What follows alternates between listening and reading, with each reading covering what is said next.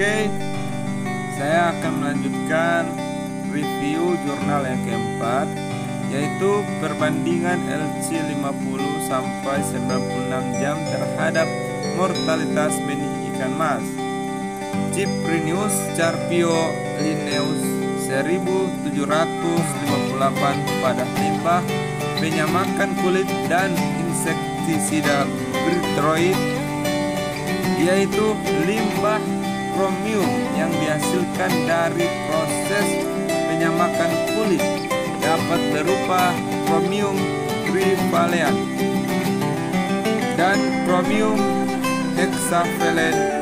Dampak negatif logam berat kromium terhadap ikan adalah stres, terganggunya proses fisiologis, mengurangi kesehatan, dan bahkan dapat menyebabkan kematian. Selain itu, juga terjadi bioakumulasi logam berat kromium di dalam tubuhnya, sehingga ikan tidak layak untuk dikonsumsi karena membahayakan kesehatan manusia. Insektisida Pyrethroid dengan komponen deltametrin banyak digunakan petani untuk membasmi hama pada tanaman kubis, cabai, jeruk, padi, dan tanaman hortikultura dan lain sebagainya. Selanjutnya, insektisida Pyrethroid itu merupakan insektisida berdaya kerja cepat atau knockdown. Daya kerja Pyrethroid terhadap ikan mirip dengan daya kerja DDT atau organoleptrin, yaitu tidak mudah terurai, biokumulatif, toksik, dan tidak mampu terurai di dalam lingkungan, serta terakumulasi di dalam tubuh manusia melalui rantai makanan.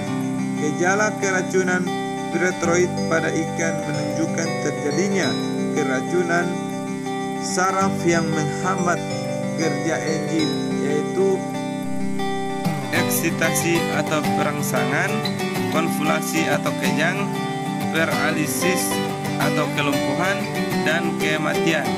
Ikan mas merupakan salah satu ikan yang dapat digunakan sebagai bioindikator karena memiliki ciri-ciri, salah satunya yaitu dapat menunjukkan reaksi terhadap perubahan fisik air maupun terhadap agen pencemaran yang terlarut dalam batas konsentrasi tertentu.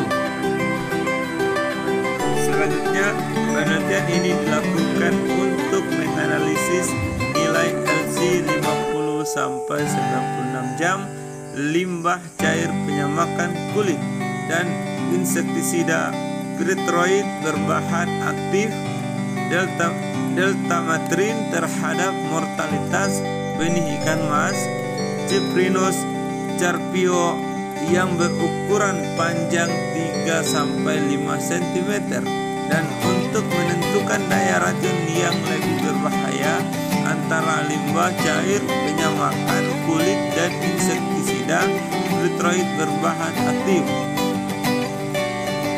Metodologi yang pertama, metode eksperimen disusun dalam rancangan acak lengkap. Terdapat 3 tahap dalam penelitian ini, yaitu pengadaptasian hewan uji atau aklimatasi, penentuan konsentrasi batas kisaran kritis limbah cair penyamakan kulit, dan insektisida Pyrethroid melakukan uji toksitas LC50 sampai 96 jam. Yang kedua, konsentrasi insektisida Pyrethroid yang digunakan yaitu 0 ppm, 0,00 ppm, 0,1 ppm, 1 ppm, 10 ppm, dan 100 ppm. Yang ketiga, konsentrasi limbah penyamakan kulit plus air yang digunakan yaitu 0 ml, 10 ml, sampai 100 mil, 1000 mil, dan 10 10.000 mil. Yang keempat, memberikan perlakuan terhadap uji toksitas insektisida Piretroid menggunakan 8 perlakuan, yaitu konsentrasi 0 ppm atau kontrol 0,00135 ppm, 0,0018 ppm, 0,0024 ppm, 0,0032 ppm, 0,0042 ppm, 0,0065 ppm, dan 0,0087 ppm dengan masing-masing 3 kali ulangan. Yang kelima, memberikan perlakuan terhadap uji toksitas limbah penyamakan kulit digunakan 7 perlakuan, yaitu 0 mil atau kontrol 135 mil, 180 mil, 240 mil, 320 mil, 560 mil, dan 750 mil dengan masing-masing 2 kali ulangan uji toksitas LC50 sampai 96 jam dan selama 4 hari atau dengan 96 jam. Selanjutnya, hasil dan pembahasan. Tabel pertama, hasil uji toksitas limbah penyamakan kulit terhadap ikan mas. Nah, bisa kita lihat di tabel pertama ini, teman-teman. Selanjutnya, pada uji toksitas akut limbah penyamakan kulit diperoleh hasil ikan mengalami kematian dimulai pada yang pertama, konsentrasi 320 mil hingga 750 mil dengan presentasi 20% hingga 70%. Yang kedua, kematian ikan terkecil terjadi pada bak A dengan konsentrasi limbah 320 mil dengan presentasi 20%. Yang ketiga, kematian ikan terbesar terjadi pada bak B dengan konsentrasi 750 mil dengan presentasi 70%. Yang keempat, konsentrasi 0 mil atau kontrol hingga konsentrasi 240 mil ikan tidak mengalami kematian. Yang kelima, konsentrasi 320 mil terdapat kematian ikan sebanyak 20% dan 30%. Dan yang terakhir, konsentrasi 560 mil mengalami kematian sebanyak 40 dan 60%.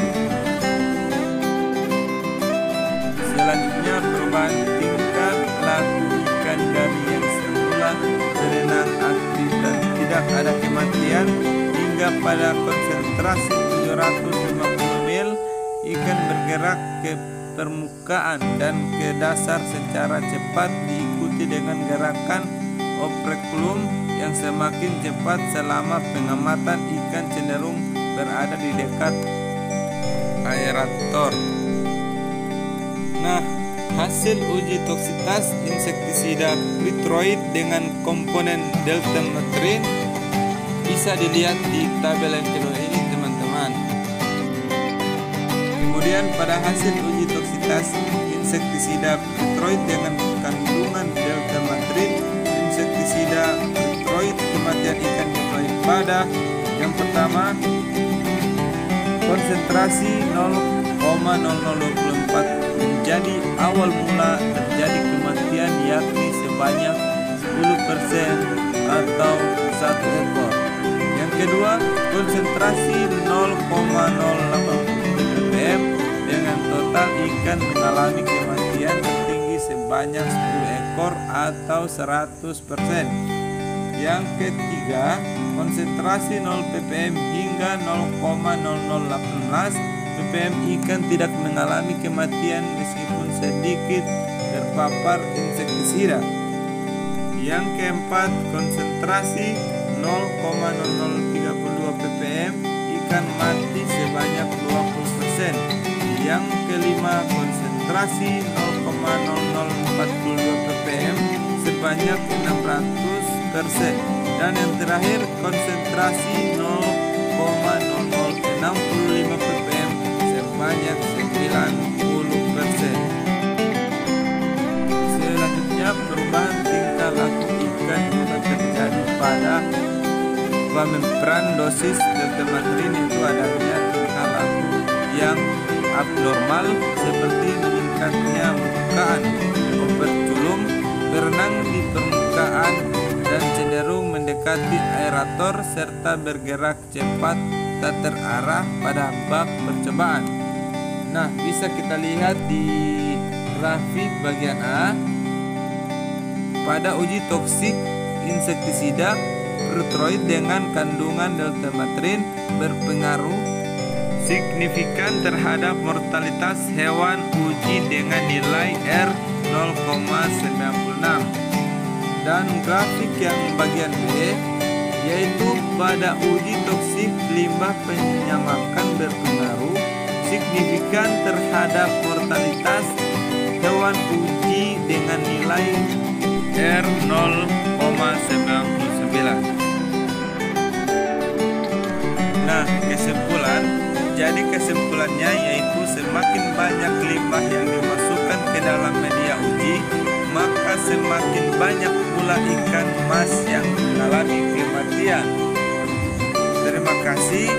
Lebih dan kurangnya saya mohon maaf. Wabillahi taufiq wal hidayah. Wassalamualaikum warahmatullahi wabarakatuh.